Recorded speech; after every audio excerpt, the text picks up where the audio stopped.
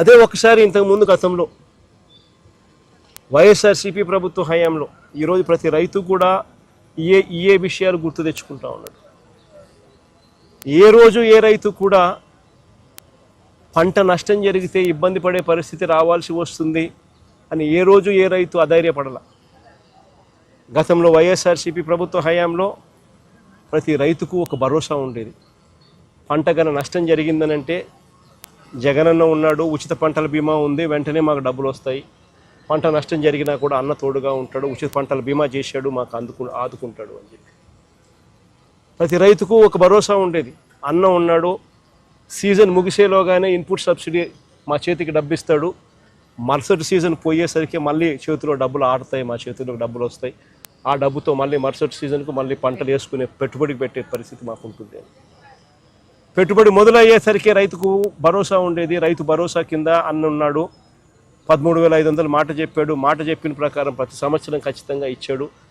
పంట వేసే సమయానికే మా చేతికి 7,500 రూపాయలు మా చేతికి వచ్చేది.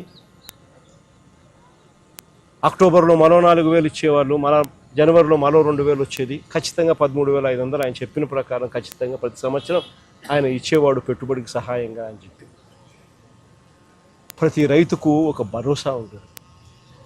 ఏ రైతుకైనా కూడా ఆర్బీకే అనేది చేయి పట్టుకుని నడిపించే ఒక వ్యవస్థగా ఉంటుంది. ప్రతి రైతు కూడా తాను వేసిన పంటను ఈ క్రాప్ జరిగేది.